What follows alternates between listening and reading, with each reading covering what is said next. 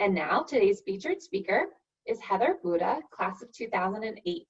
Heather is an active, driven, and empathetic fitness and nutrition professional. She grew up in New England and graduated from Bentley with a Bachelor of Science degree in accounting, where she also played field hockey. Go field hockey! She also holds a master's degree in accounting from Northeastern University. As many Bentley alumni go on to do, Heather started her career in public accounting and struggled with an unhealthy lifestyle despite her best intentions. In 2016, she began teaching indoor cycling classes and focusing more on her own health and wellness. Today, Heather is certified in exercise nutrition coaching from Precision Nutrition and helps busy individuals, like many of you, build a healthier lifestyle, improving productivity and overall well-being. Without further ado, please join me in virtually welcoming Heather Buda. Welcome, Heather. Thank you. Hi, thank you. Thank you so much for the introduction, Emily, and welcome everybody. I'm so excited to be here. So excited to talk to you about nutrition planning, menu planning, and prepping, and hopefully answer some questions that you might have. I know that nutrition is such a huge topic, and there can be very specific questions. What I'm going to do today is hopefully give you a generic and a broad sense of, how do you first start to think about planning, about prepping? When you think about the whole everything at the same time, it can be very daunting. And so what I'm going to do is I'm going to break it down into smaller, more digestible bits for each of you. So hopefully you can take something away from it. And again, at the end, we're going to do a short Q&A session. So if you do have any additional questions, you can definitely shoot them in that chat box. I'm going to be sharing my screen with you. And so we can get this presentation going. Awesome. Okay, so here we go. So welcome. So again, this is a guide to planning and prepping. And we're going to, so as Emily had mentioned, just a quick little background on myself. So I did graduate from Bentley in 2008. I played field hockey all 4 years there, so go BFH. And as I went into the corporate world, as I went into public accounting, I was with PwC, one of the big four, for over 10 years and worked my way up the ladder to a managerial position for several years, and realized that it wasn't necessarily something that I fully loved. And I was, along the way, I started to develop some very unhealthy habits as it related to food.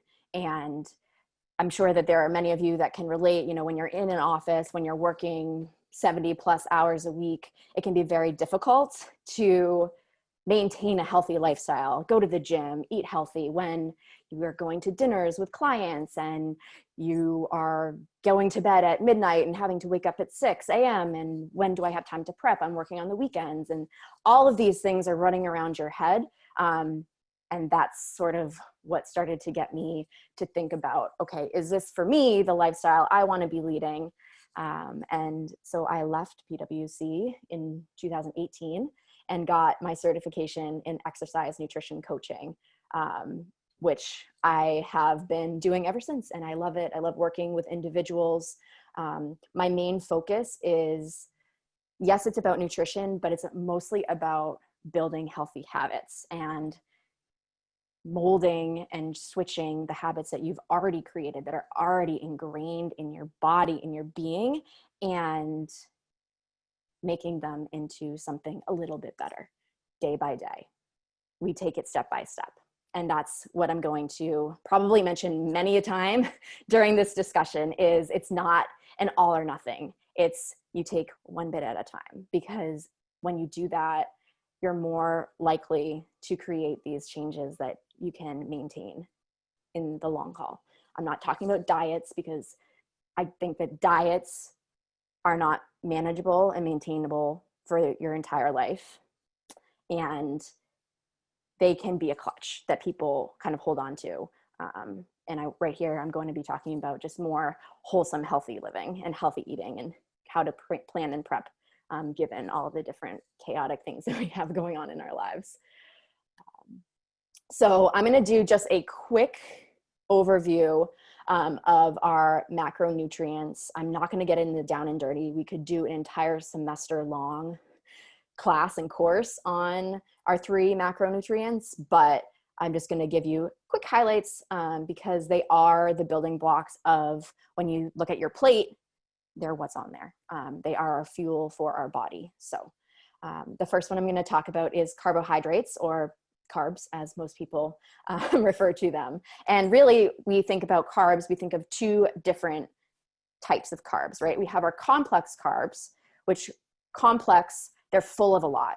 So you think about your wholesome foods, your fruits, your vegetables, your grains, your legumes. They are the things that are going to give our body that energy. And it's going to keep us fuller faster because it attached to it is fiber. And fiber allows your blood sugar and your insulin levels to be stable because that energy is releasing at a much slower rate. So when you think about when you eat rice, when you eat quinoa, when you eat vegetables, you are probably very satisfied by the end of your meal, as opposed to your refined carbs, where a donut. Now, I love donuts.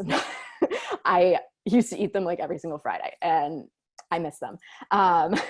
Just having everything be closed right now. But when I eat a donut, I feel full, but then maybe 20 minutes later, I'm like, oh man, okay, I'm hungry again. I need to eat more because I'm not satisfied, because those simple and refined carbs are actually digested very quickly.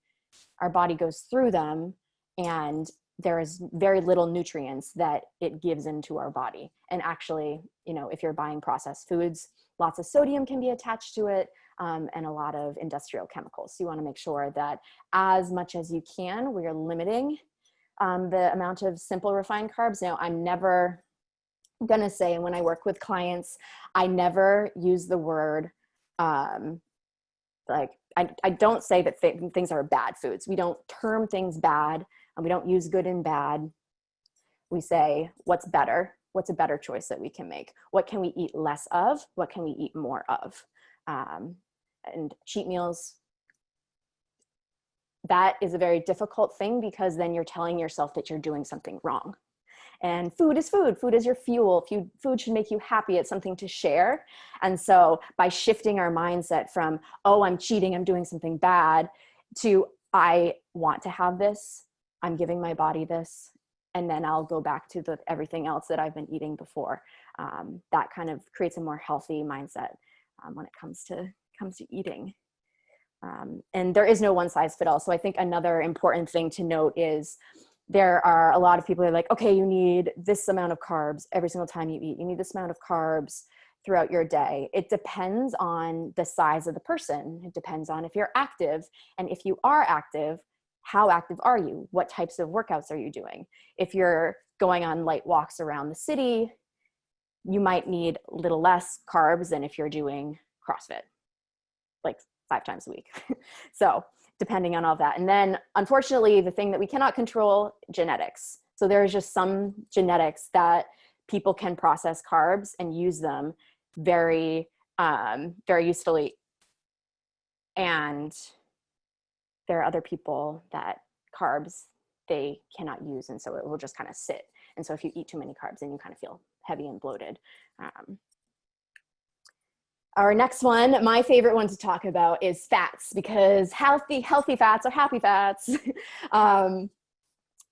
There are good fats, and it's funny because we use the term fat in a negative way. Oh, I feel fat. Oh, I look fat. When in reality, fats provide us with the most amount of energy per gram. So we get 9 calories per gram of fat. So they provide us with a lot of energy, and they actually are so important to our body. They aid in the creation and the balance of our hormones, especially our sex hormones. So if you're not getting enough fat, you may be experiencing a little bit of wavering in that area. They also help form our brains, our most important thing, our brain and our nervous system. And they also help transport specific vitamins. So your A, D, E, and K. Without fat, those vitamins can't attach to anything to get to our cells, to get to our body. And then I'm sure you've heard of omega-6 and omega-3s. A lot of it you can get from walnuts, you can get from salmon, and our body can't make those fats. So we need to get them from the food that we eat. Quickly touching on cholesterol.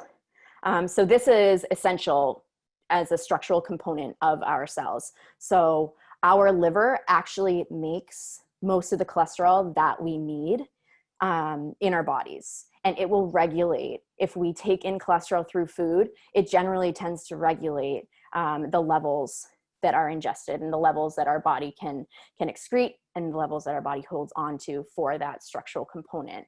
Now, obviously, there is concern about high cholesterol, which is a huge real thing. And that can be from taking in, lots of fried foods, processed foods. And so those would be your lower density lipoproteins, or what we call LDL. So if you go to the doctor and you have a high LDL level, that means that your bad cholesterol is kind of out of whack and you need to start to bring it down and fill it up with more high density lipoproteins, your HDL. These actually help remove excess cholesterol from ourselves and bring it into our liver, and our liver will kind of help get rid of it. So our liver, very important. It does so many different things, and kind of helping with that cholesterol level is one big one. Now, I don't know about you, but there's at some point during school growing up where I remember playing with Legos and having it be, it was shown as your proteins are your Legos. They are your building blocks, and they are comprised of amino acids. And what they do is they repair and they rebuild those tissues and our hormones. And I included just a list of a couple of different ways that you can bring in protein. I'm sure that you've heard many of them before, so I'm not going to go into them. You can see them on your screen. So just making sure that you are getting those proteins, because we need to make sure that when we do exercise, we're breaking down our muscle tissue, and those proteins are helping rebuild that tissue right back up. All right, so that's all of the boring backstory of our macronutrients. What I do want to spend a lot of time on is building your plate. So now we're getting into our planning and our prepping for our weeks, for our meals. So on your screen right now, you should see a hand-sized portion guide, and that's how I like to talk to people about, when you look at your plate, how do each of your macronutrients plus veggies, which are actually considered a carb, that's something important to consider. Are you eating too much? When you go to a restaurant and you look at your plate, usually you're like, oh my God, how am I going to eat all of this?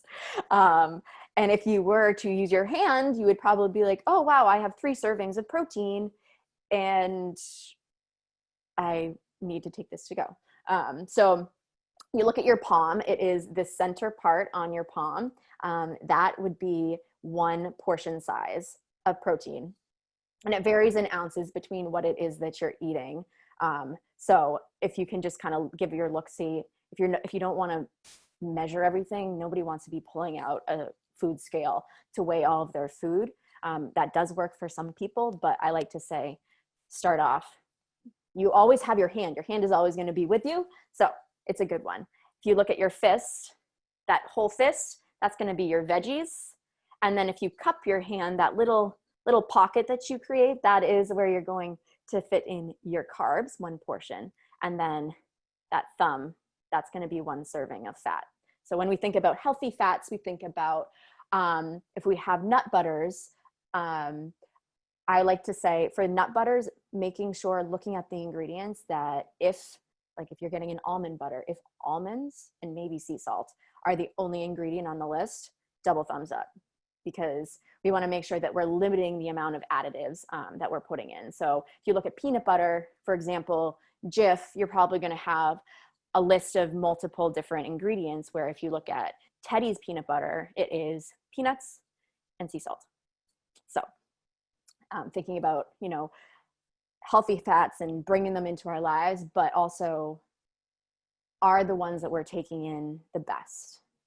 Are we limiting the amount of chemicals and additives that we're putting into our bodies? And on general, so if you're thinking about your plate, for men, it would be 2 servings of each. And then for women, it would be 1 serving of each of these little things.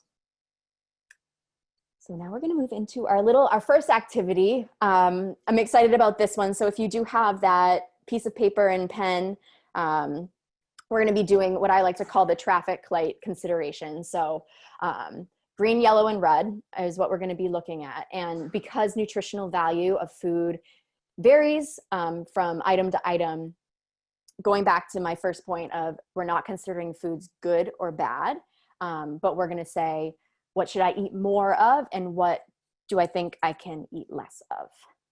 So with your paper, we're going to look at this chart here. So these are what we consider our green foods, or foods that we should be eating more of. So that goes right back to those whole foods, our fruits, our vegetables, our whole grains, our lean proteins, our healthy fats. So just take a second here and jot down a couple, if there are foods on here that you see that you have readily available in your home now, or that you normally have readily available. And then also consider looking at this, is there 1 or 2 that you could add to your fridge, your pantry, something that you can maybe start adding to your diet. I'll give you about a couple seconds, maybe a minute here to consider that, and then we will move forward.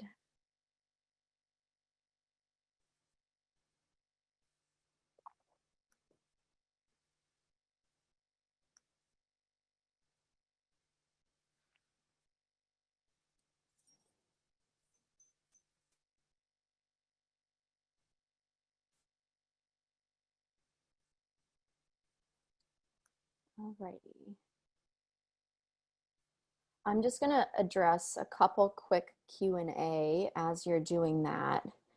So there was a question, is it okay to mix fruits to make juice? So my one thing with juicing is when you're juicing, you're actually, a lot of the minerals and vitamins are in the outside layer.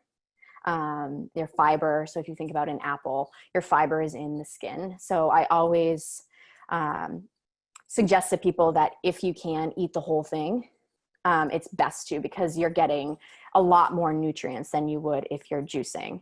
But if you don't like it, if you don't like to eat the actual fruit, if you prefer to just drink something, it is okay. Just know that you're not going to be fulfilling the rest of your micronutrients, so your vitamins and your minerals, and you're not going to be getting as much fiber. So you probably will feel hungry again very soon after. So you might eat a little bit more than you were planning on because of that. Alrighty, so we're going to move on to the next one here, our yellow foods. So these are our eat some, which means that they are okay to have in your diet. You just want to limit them to maybe a couple of days a week, and maybe not every single day. So right now, I would like for you to consider what yellow foods you have readily available in your home right now. And then if there are some that you would be willing to make more inconvenient, so maybe not including them in your pantry, maybe, having them every once in a while. You don't keep them stocked in your freezer. You don't keep them stocked in your fridge.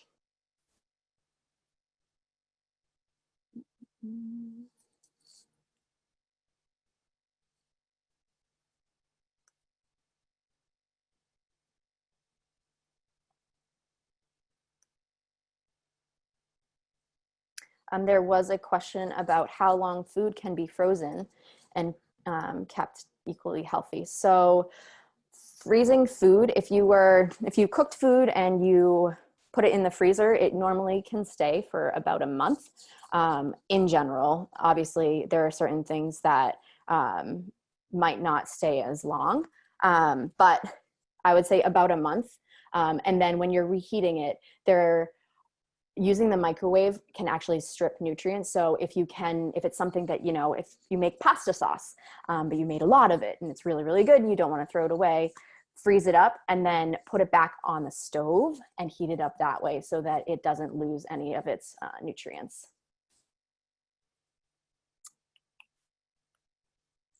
All right, and then our last one, so our red foods.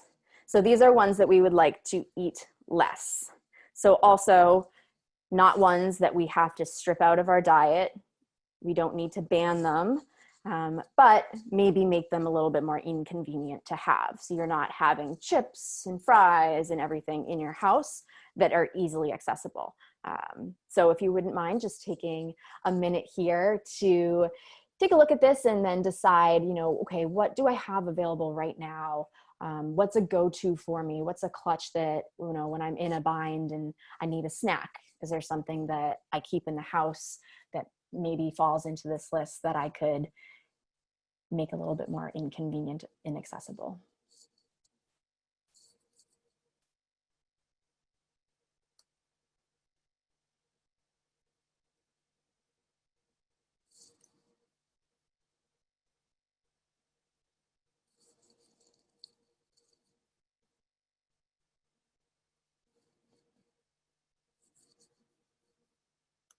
Okay.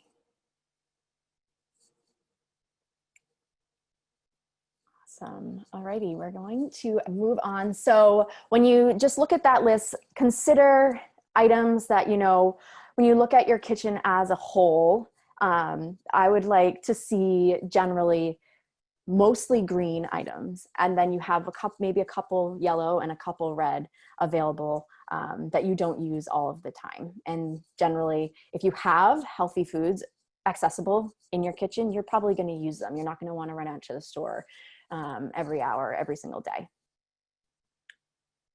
So for meal planning, we plan to succeed. So meal planning can be very daunting, especially if you've never done it before. Questions like, where do I start? Where do I look for recipes? How do I create meals? So again, we think about creating that complete plate. So you have some vegetables, you have fats, you have protein. If you do have a carb that is not a vegetable, you're using just a small cupped hand as a serving. And what I like to do when I meal plan for people is I create a grid. So I literally create 3 by 5 and I have Monday through Friday, maybe Monday through Sunday, and then breakfast, lunch, and dinner. And I write out what is going to be eaten each of those days.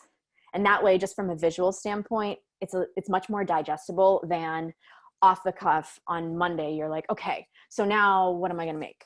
And then you're scrambling and then you go and you reach for, I don't know, maybe like a microwave pizza, or you order something because a lot of us are at home and delivery is so much more convenient sometimes than cooking. So having things already planned out, you already know what you're going to be eating. You've already gone to the grocery store and you have those items in your kitchen.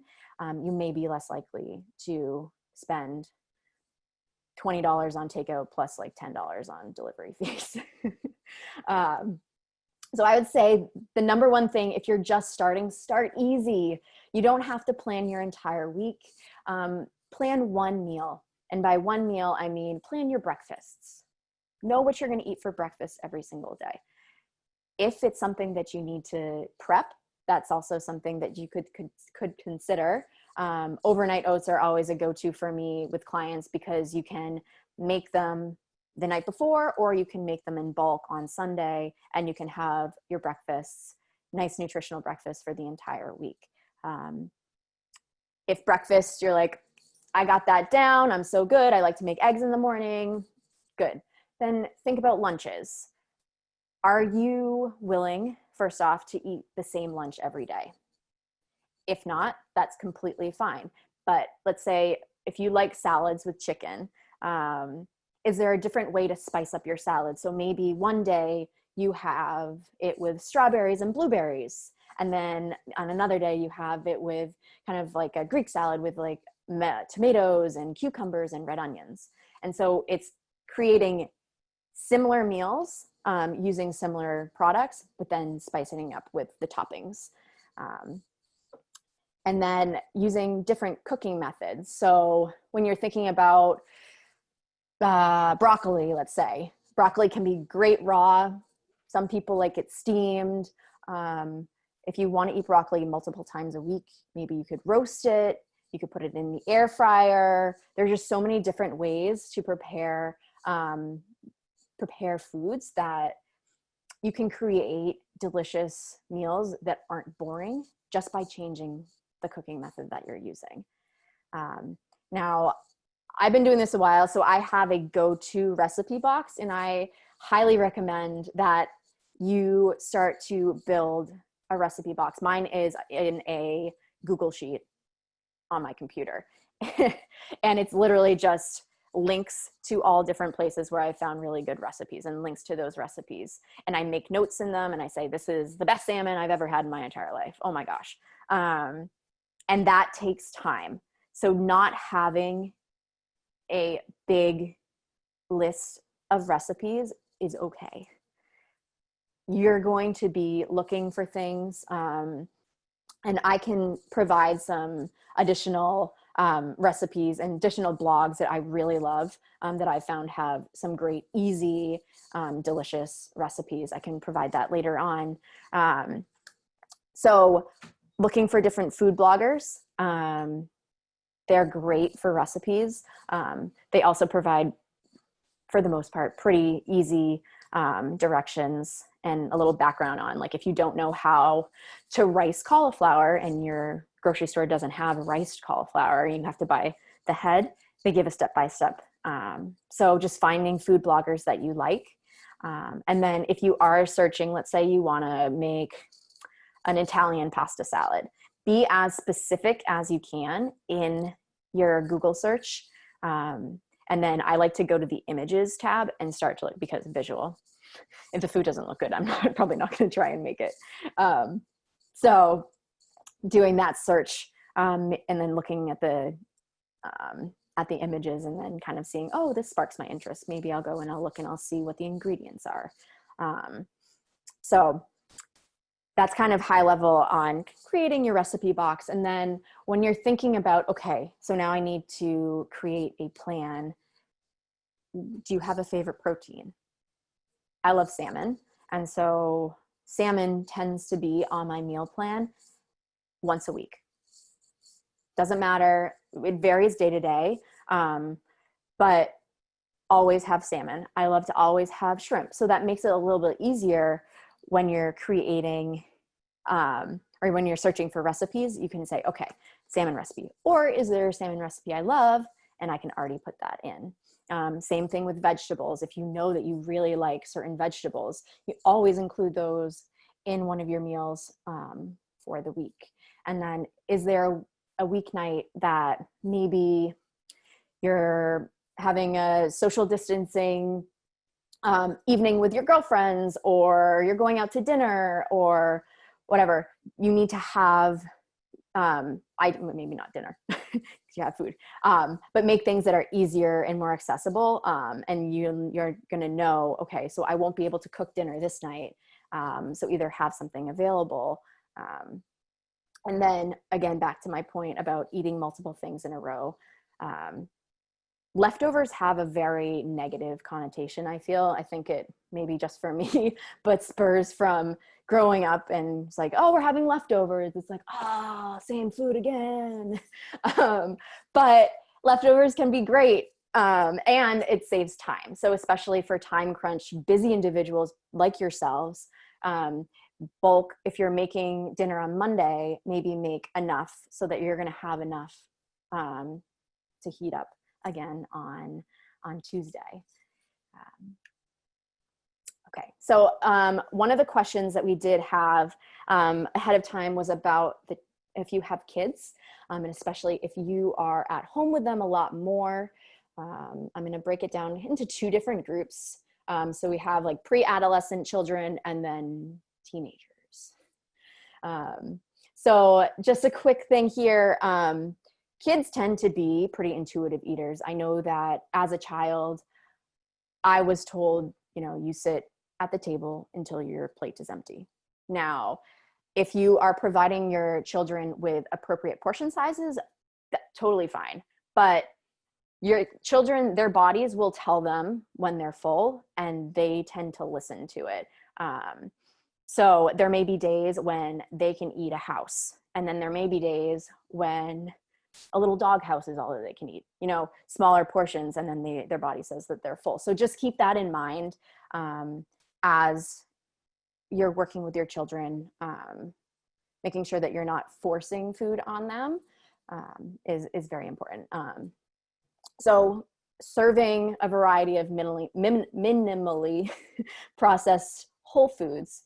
So right back to those fruits and those vegetables, your whole grains, your good lean proteins, having those available from a young age will help adapt and shape their taste buds.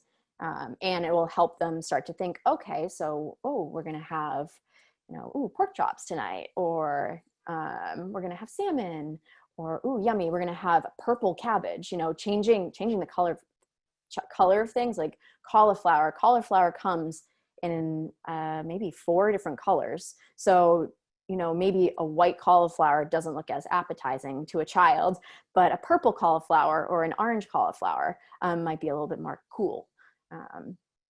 Giving them a choice, so including them in the process, having them help you have a say and be like, okay, so which vegetable do you want to eat tonight? So they feel like they're part of the process, and then they're still also getting the nutrients that they need.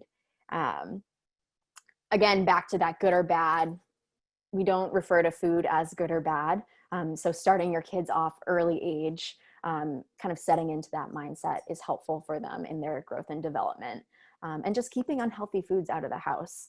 I know sometimes, as parents, full disclosure, I am not a parent, but I have many friends that are, and you might have like your special stash that you keep in the upper back corner of the cabinets.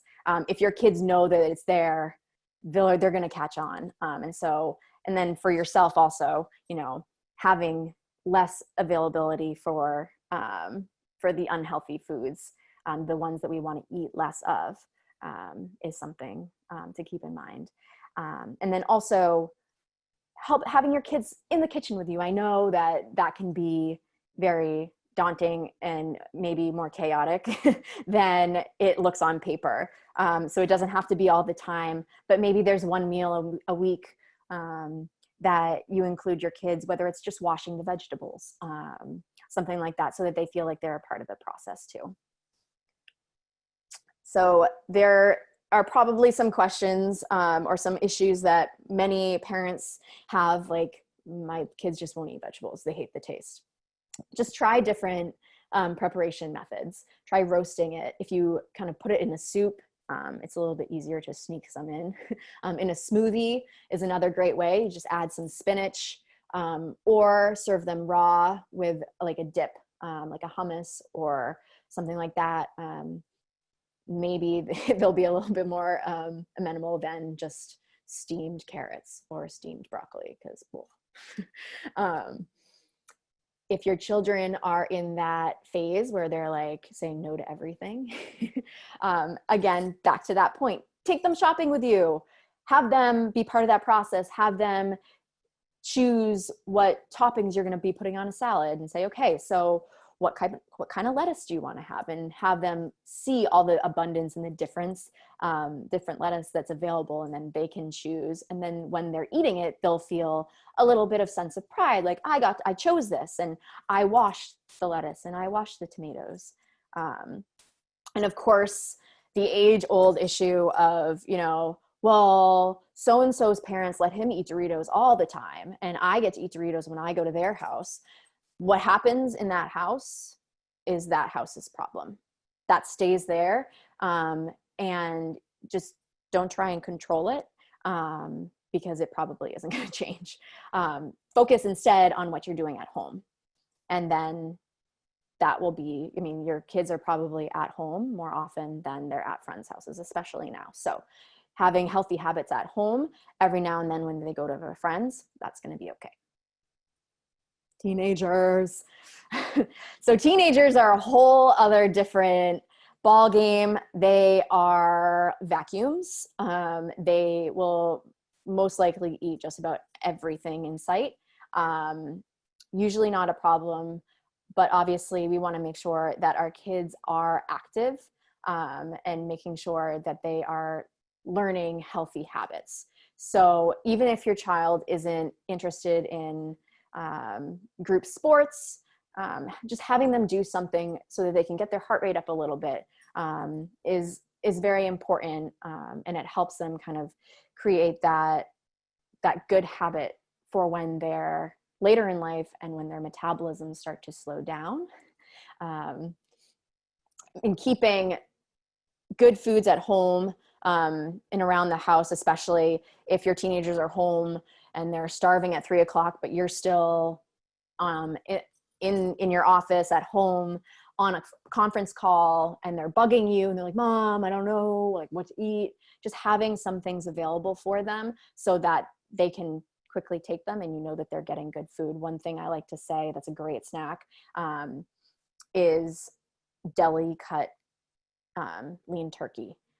So not like the stuff that you get in the bags, but when you actually, slice it off the piece of meat. That's always a good one. It's filling, it's nutritious, it's giving them some protein, it's giving them some fat, and hopefully will help satiate them until it's dinner time. Right. So intermittent fasting, there was also questions about that. I'm going to lightly touch upon this because it is still it's still a topic that is in discussion amongst multiple, in the science community, multiple people. But if you haven't heard of intermittent fasting, what it is it regulates when your body takes food in. So normally when you think about it, people tend to say, okay, between this 8-hour window, I will eat. Or between the 16-hour window, I will eat. And in that other window, no food. So it kind of gives you a limit on when you can eat, which can help. It can help you say, okay, by 6 p.m. or 7 p.m. I no longer have food.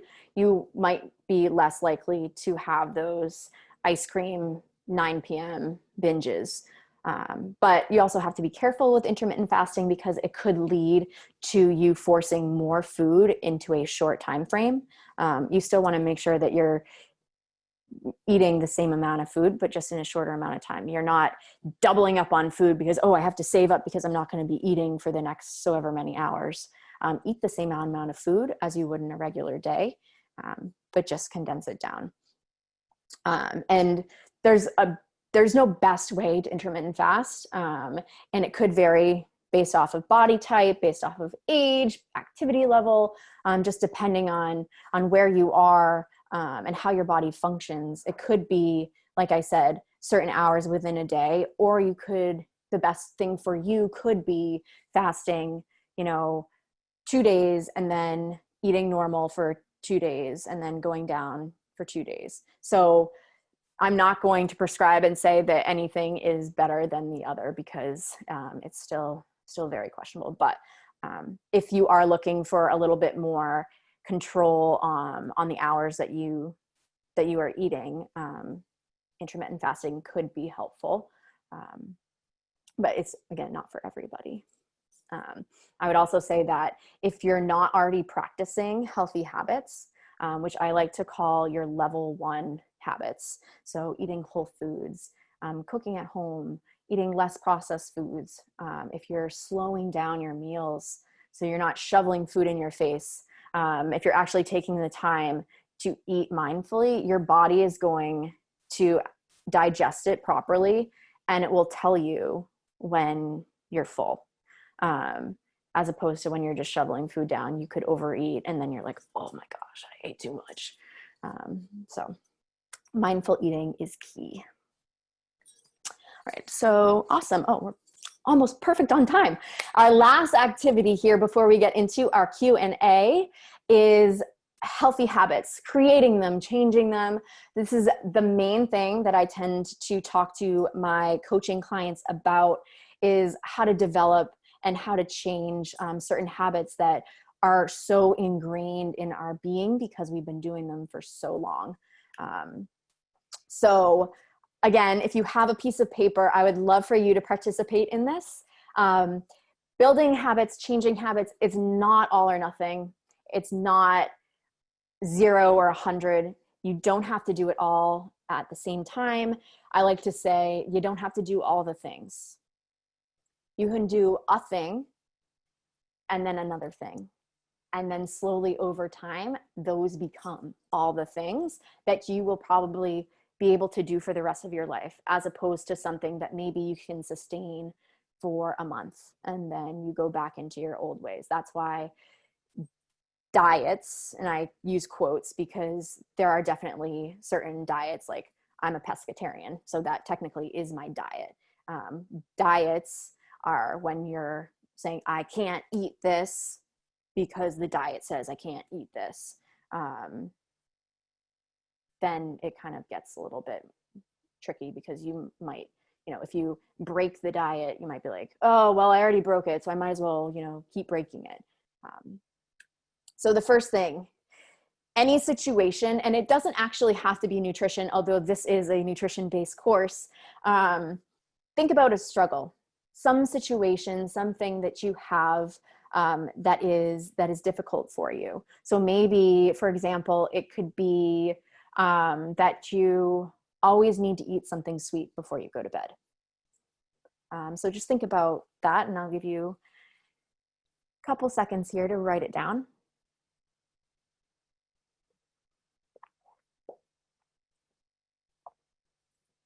Alrighty. Now, with that challenge, what would be the absolute best choice? So on a scale of 1 to 10, using my example, eating sweets before dinner, my best choice would be, I just don't do it. What would be the absolute best choice for your situation?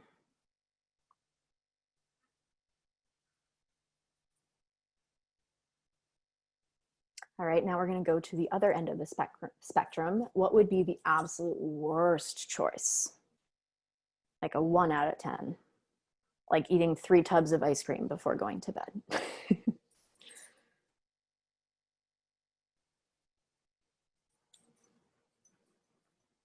Okay, now you have your spectrum laid out. So thinking of that situation, where on that spectrum from 1 to 10 are you currently sitting? Where is the habit that you currently have? And be honest with yourself too. I know sometimes it can be difficult to be honest with other people, but usually we struggle with honesty in ourselves. That's how change is made.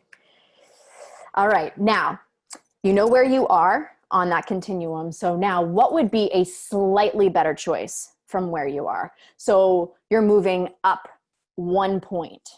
So if you're at a 5, what would be considered a 6? What's one thing that you could do, one change that you could make to start to move you towards that absolute best choice?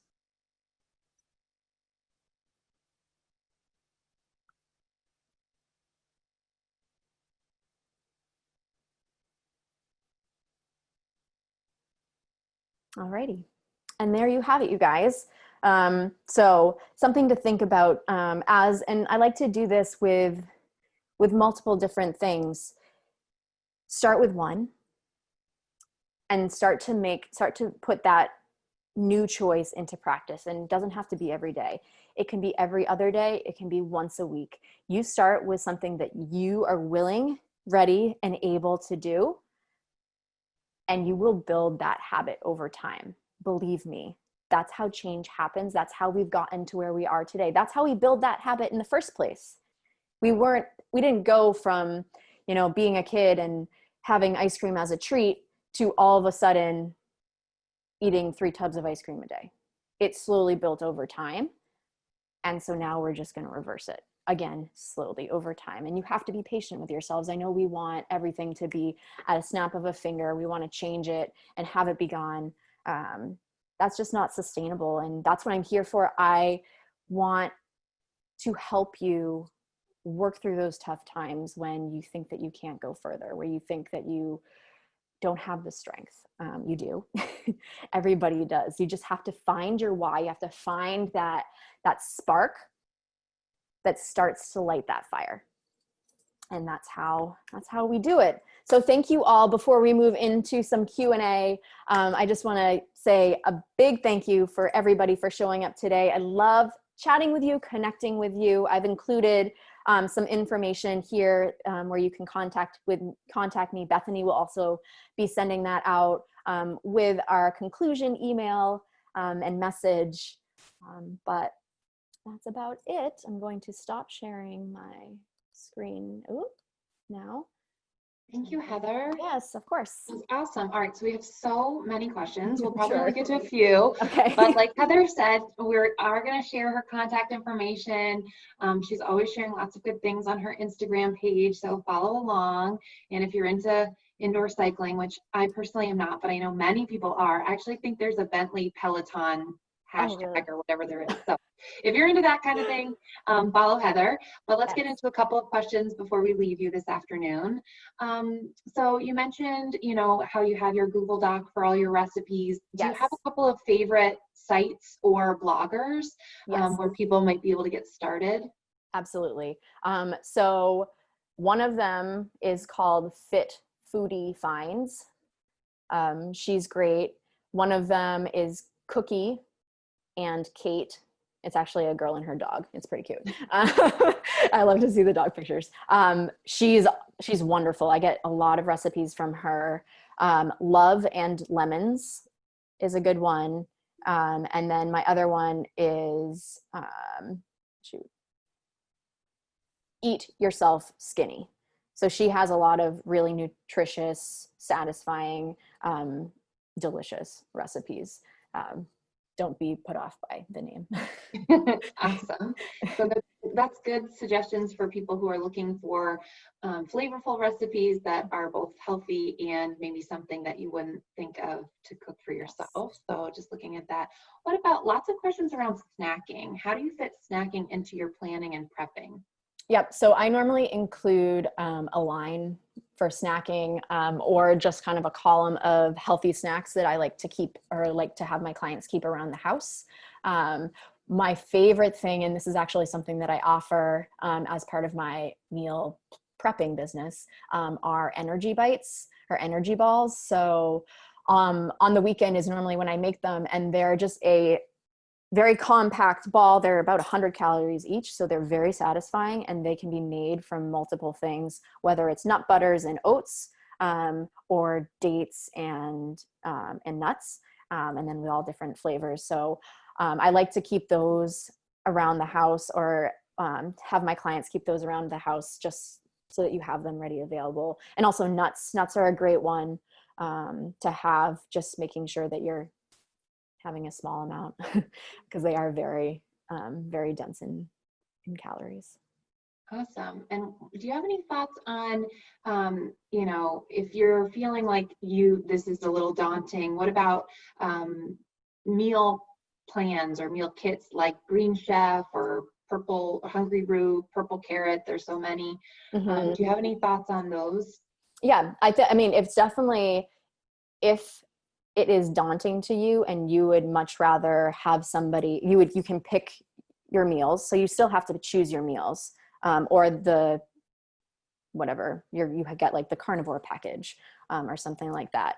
I think that they're good. Just making sure that you're choosing a healthy one, limiting the amount of sodium, especially with meal prepping kits, making sure that they're giving you fresh ingredients. If you have the time to. I do know that I've heard feedback about some of them where you're only making you're making one meal, so you have to cook constantly, as opposed to having food that's already ready for you. And if something is missing or if something is kind of off in the kit, you might be at a loss. So just keeping that in mind. But I do think that, if that is going to help you eat healthier, 100%.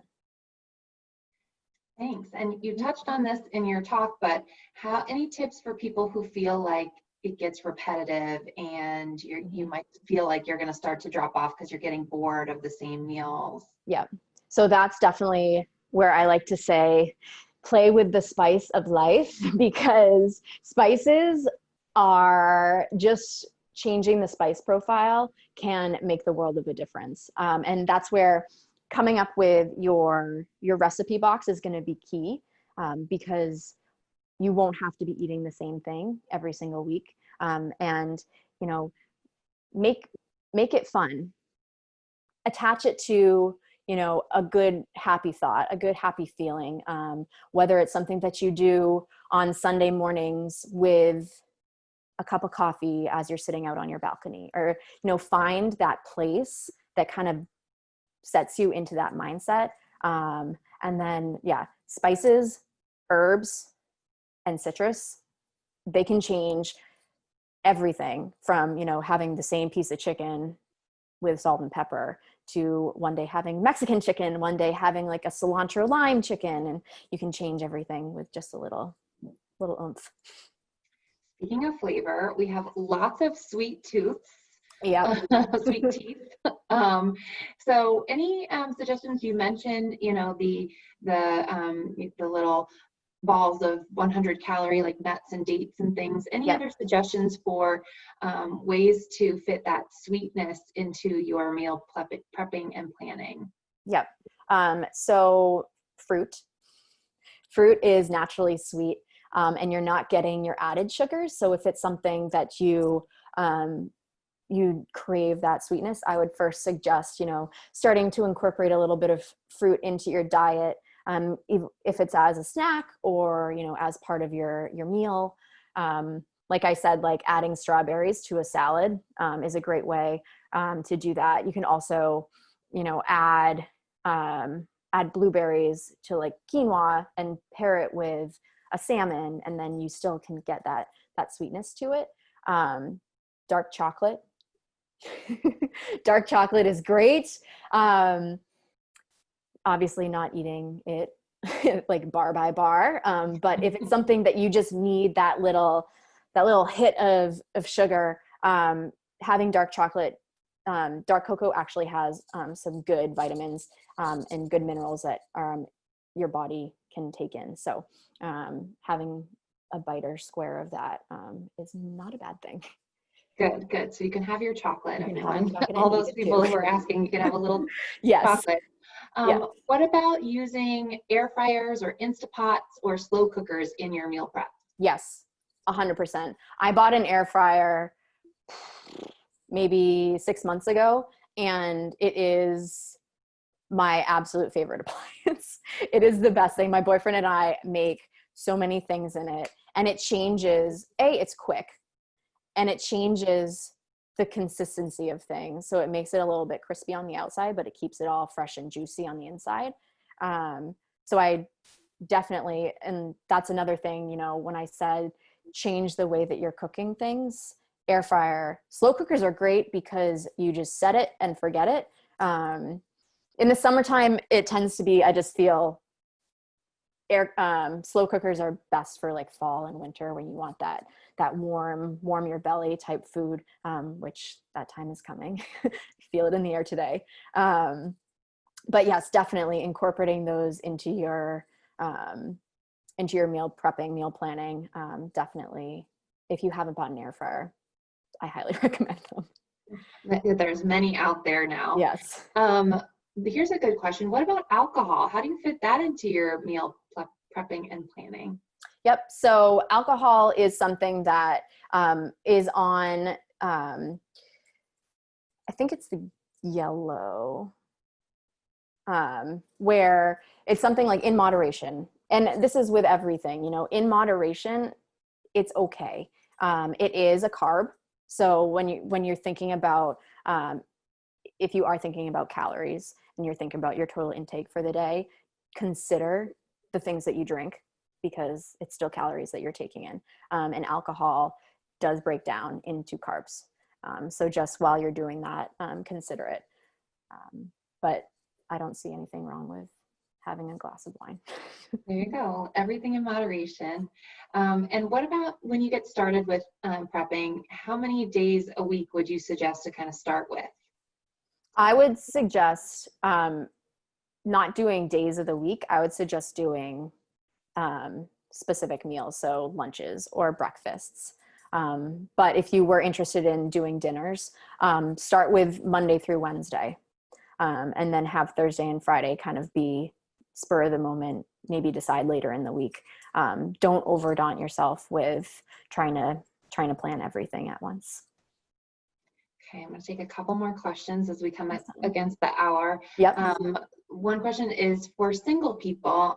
Obviously, a lot of these meals and recipes that you find online are for multiple servings. Yes. What's your best tip for people who live alone and are prepping just for themselves? Yep. So it goes to the first question of, are you willing to eat the same thing multiple times a week?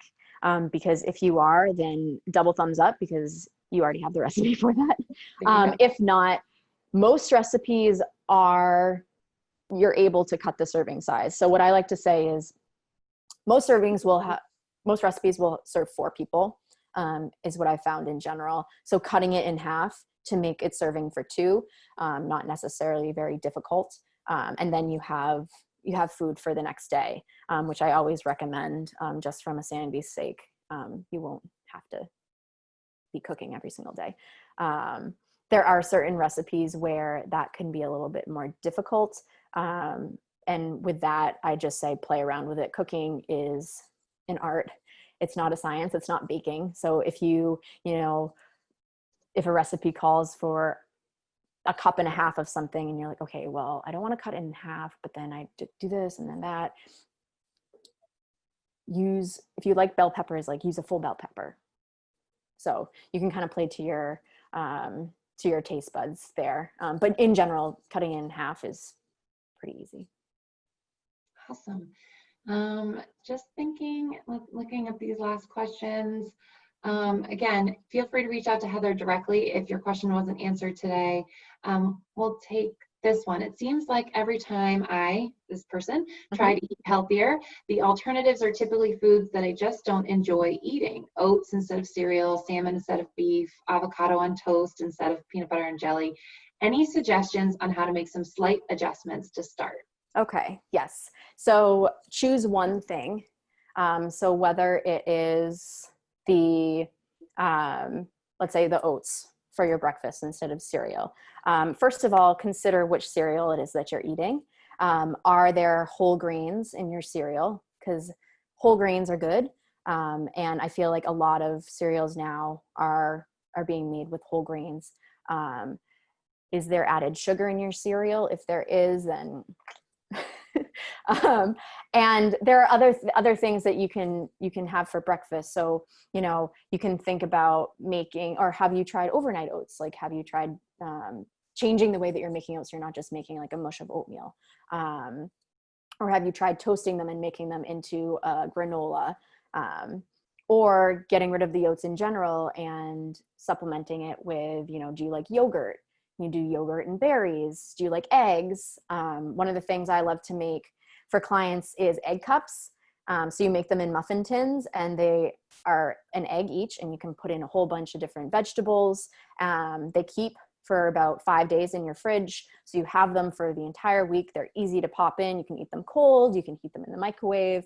So just being creative with your change, and not thinking about other alternatives. If you don't like oats, you don't have to eat oats. But then having that be your change, and not having it be, okay, I need to eat oats and I can't have beef, and I need to eat salmon, and I can't have peanut butter, and I can't have jelly. Taking it step by step is going to be very helpful. And then you'll probably be able to maintain what you're doing for much longer. Awesome. That was a great way to end the session, because now everybody can just take that one thing to get started. Yes. Everyone's feeling motivated. Yes. So everyone's good. You have lots of new fans, so hopefully you'll have some new Yay. followers. Yes. Thank you so much for your time and all of your suggestions and help today. Of course. Thank you. Again, we'll share the recording, and everybody have a nice afternoon. Awesome. Thank you everybody so much. Thanks, Emily, for having me. No problem. Thanks, guys. Bye.